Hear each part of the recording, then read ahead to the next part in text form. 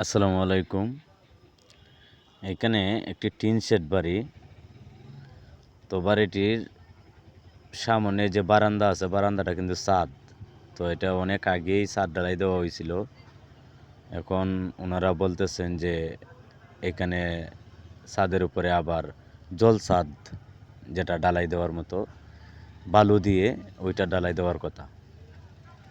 তো ওইখানে ঢালার ক্ষেত্রে কি করণীয়, আপনারা ধৈর্য সহকারে ভিডিওটা দেখেন, অবশ্যই আপনাদের একটা ধারণা হবে যে জল ছাদ কীভাবে ঢালাই দিতে হয়। এবং ওইখানে টিন সেট বাড়ির ক্ষেত্রে এখানে প্রায় যে বারান্দাটা কিন্তু প্রায় 8 ফিট, প্রস্তর দিকে 8 ফিট, এবং ওইটার উপরে কিন্তু ছাদের, এটা অনেক আগে ছাদ ঢালাই আছিল, এবং ওইটার উপরে কিন্তু ওনারা বলতেছেন যে জল ছাদ, অর্থাৎ ওইটার উপরে প্লাস্টার করে দেওয়ার জন্য, বেশি গরমের জন্য এবং কিছু কিছু জায়গায় পানি লিক করে মনে হয়, এই জন্য ওনারা বলতেছেন যে ওই কাজটি করার জন্য।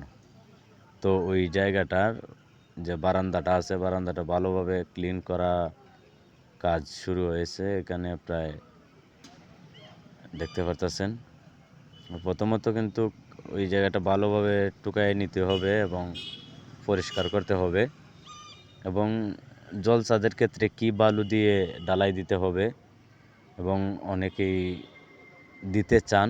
তো এক্ষেত্রে আপনারা দেখেন কি বালু লাগে এই জায়গার মধ্যে এই জল ছাদ ঢালাই দেওয়ার ক্ষেত্রে। যদি ছাদ লিক করে এবং যদি বেশি অংশ গরমের থাকে, তাহলে জল ছাদ ঢালাই দিতে পারেন, এবং ভালোভাবে ওইগুলা কিন্তু কুটাইতে হইব।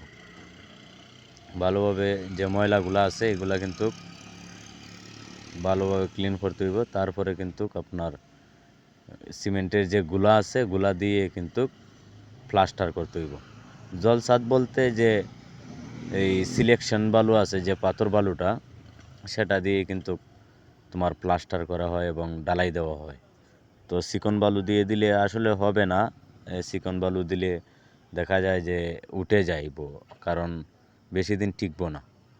এই জন্য কিন্তু যে সিলেকশন বালুটা আছে, এই সিলেকশন বালু দিয়ে কিন্তু ছাদটা ঢালাই দিতে হইব, বাগে প্লাস্টার করতে হবে। তো অনেকেই মনে করেন যে সাদা বালু দিয়ে করা যায়, মনে হয়। আসলে সাদা বালু দিয়ে করা যায় না, যে সিলেকশন বালি আছে এই সিলেকশন বালি দিয়ে কিন্তু করতে হবে।